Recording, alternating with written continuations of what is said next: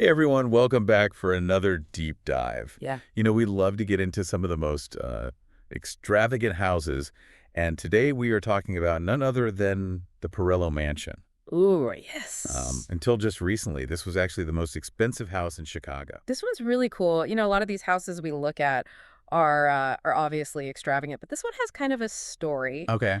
It has a tale of, a lot of taste, involves some ups and downs in the market, and even a little bit of mystery. Okay, a little mystery. I like that. Yeah. So for our listeners who haven't been following this one closely, what exactly are we dealing with here? So this house is a 25,000 square foot house Wow. in the Lincoln Park neighborhood of Chicago, one of the most prestigious neighborhoods in Chicago. Okay. It has 6 bedrooms and 11 bathrooms. What? It was built in 2010 on a 0.6-acre lot. So it's kind of a Huh. unique property for being in the city. It's almost like Yeah. this European estate dropped right in the middle of Chicago. Wow, that is awesome. So obviously not your average starter home. I'm guessing with all that square footage, it had a pretty hefty price tag too. Well, yeah, so it was originally listed for $50 million, Okay. which is insane. But even crazier than that, it actually cost $65 million to Oh. build. Oh my goodness. And then it finally sold in August of 2024 Okay. for $15.25 million. Whoa. Okay. So that is a massive price difference there. Yes. So I'm already thinking we are going to have to get into some of those market dynamics that are at play here. Oh, yeah. But before we do that, let's really get into the house itself. So for those listening at home who love the design details, what really makes this mansion special? So when you think about this house, you gotta think about the facade first. Okay. This creamy French limestone facade, meticulously carved and sculpted. Ooh, I like that. This is a material that instantly elevates the home. Oh? When you think about French limestone, you think old money. Yeah, it's very timeless. Yeah. Very European. Yes, exactly. Like, something you'd see in like a period drama or something. Yeah. And they really emphasize that with the rest of the architecture. They've got arched windows, wrought iron balconies, and that symmetrical layout that you see in a lot of European design. Okay. So it's very intentional. It makes it feel very grand. Yeah, I love that. So tell me, the outdoor space is just as dreamy. You walk outside, and there is this beautiful, ornate pavilion Okay. set among all this lush landscaping, and there's this reflecting pool that the pavilion is just perfectly mirrored in. Oh, wow. And then they've also got fountains all throughout the space, which just adds to the ambiance and that sense of serenity. I can already picture myself out there like hosting a little garden party or something. Oh, yeah. With some champagne as the sun sets. Absolutely. Those warm Chicago nights. Perfect. But you know me, I love the interiors. So what awaits us inside? Is there anything that just screams celebrity home? The moment you walk in the front door, you are greeted by a spiral staircase Okay. with a 22-karat gold Repousse railing. 22 karat gold.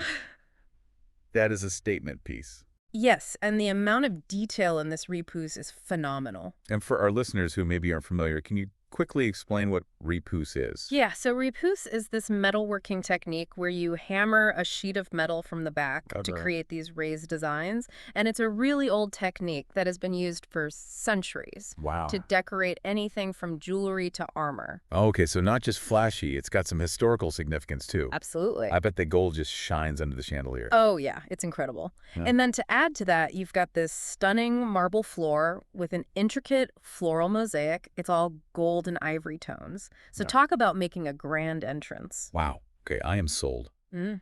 Let's take a virtual tour, room by room. Well, first up.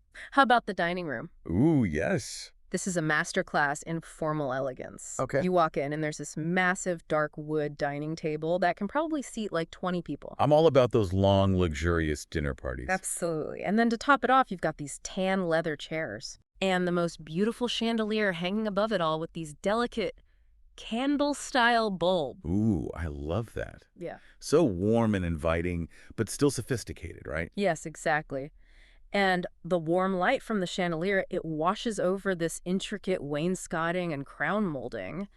They really spared no expense when it came to those details. It just reminds you of those perfectly crafted European estates. I mean, you're really selling me on this dining room. I can just imagine myself like sitting there, listening to the clinking of champagne glasses Oh, yeah. and the murmur of conversation. It's like straight out of Downton Abbey or something. Yes, exactly. Okay, so what's next on this tour? Let's head to the library. This is a true haven for any book lover. Okay. It's all dark wood, built-ins, leather-bound books, and the coziest seating you've ever seen. I can already see myself curled up by the fireplace with a good book. Oh, and of course there is a fireplace and another one of those incredible chandeliers. But what really makes this library special is just the attention to detail. You know, all these rich textures and warm tones, they come together to create this atmosphere of sophisticated comfort.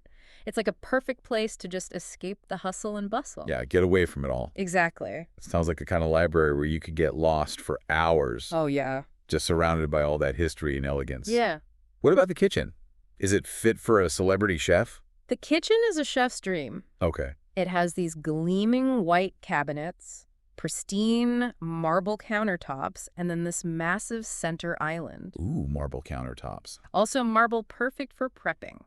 Nice. So what's the vibe? Is it like bright and airy, or is it more sleek and modern? I think it's a really good mix of both. Okay. You've got tons of natural light, which keeps it feeling open. Okay. But then you've also got these top-of-the-line appliances Mm-hmm. and custom details everywhere, which Well, gives it a really modern feel. I could definitely see myself cooking up a feast in that kitchen. Oh, yeah. And after all that cooking, I'd need a good spa day. So tell me the master bathroom lives up to the rest of the house.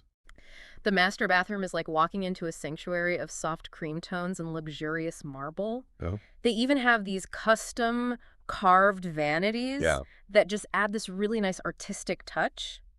And then, of course, you've got all this natural light streaming in through the windows. So serene and It's our calming. I can house. practically feel the stress melting away. Hmm. Okay, so before we move on, there's one more space I've got to ask about.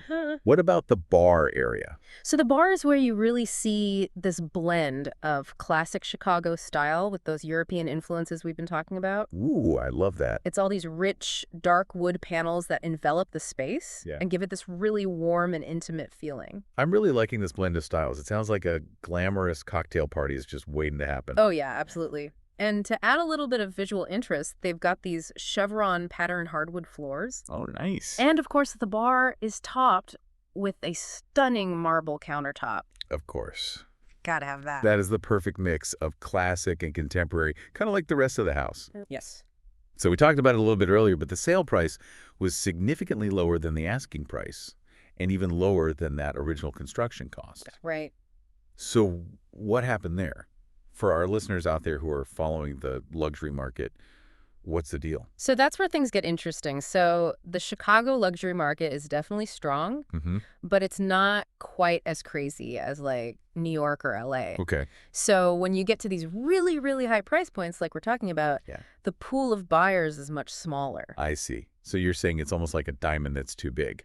Yeah. You know, it's harder to find that buyer who has the means and the taste Exactly. to match something that extravagant. And that's where all of the customization in this house Oh. might have actually hurt it. Really? Because while those features are amazing, like that 22 karat gold staircase, Yeah. they can also be really polarizing. I guess not everyone wants a house that's that specific. Exactly. Not everyone wants to inherit someone else's taste. Right. Even if it is luxurious. Right. And when you're dealing with a property this large, Mm-hmm. renovations can be really expensive. Oh, yeah, for sure. So you're limiting the buyer pool even further. To people who both have the budget and also have the same taste as the previous owner, Right. it really is a delicate balance. Yeah. You know, creating a space that's exclusive and impressive, but also something that appeals to a broader market. Exactly. A good lesson for anyone who's, you know, either buying, selling, or just dreaming about luxury real estate. Absolutely. So I want to get back to the market a little bit. I'm really curious about the seller, Okay. Richard Perillo. Mm-hmm. What can you tell us about this real estate mogul? Mm. Where does someone go after building a $65 million house? Like, do they just get a bigger house? Do they get a private island? What happens? That's the million-dollar question. And the answer right now is we don't know. Really? Yeah, there's no public record of his current residence. Huh. And even the rumor mill is pretty quiet on this one. Wow, that's surprising. I mean, you would think someone with that level of wealth would leave at least some kind of trace. Right. It's like he just vanished into thin air, Yeah. and all we have left is this amazing house Yeah. as a clue. Exactly. That's really interesting. So what do you think happened? Where did he go? I have no idea. Yeah. But it's fun to speculate. Yeah. Did he trade up for an even more extravagant place? Right. Or maybe he went in the complete opposite direction. Yeah. Maybe he's living in a tiny house now. Okay. A minimalist mogul. That I would love to see, Right. finding peace and quiet after all that opulence. It just goes to show you never really know. You really don't. Yeah. But it definitely makes the whole story even more interesting. It does. It really does. This mystery of where he went next. Yeah. It's like we're getting a glimpse into this world that's usually totally hidden. Right. And the fact that we don't know the ending makes it even better. I agree. It makes you want to know more. It's been so fun, getting to step inside this mansion. Yeah. For our listeners who just love celebrity homes and design, Yeah. what are some of the key takeaways here? What makes this place special besides, the obvious extravagance? Yeah, so I think the most striking thing about this house is how they blend this European grandeur with that Chicago style. So you've got that French limestone facade, right? Yeah. But the interior is so warm and inviting. It doesn't feel stuffy at all. Right. It's not overly formal. No, not at all. It's like they took the best parts of both worlds. Totally. And I think the attention to detail is really what sets it apart. Oh, yeah, for sure. Everything from the staircase to the bathroom vanities. Yeah.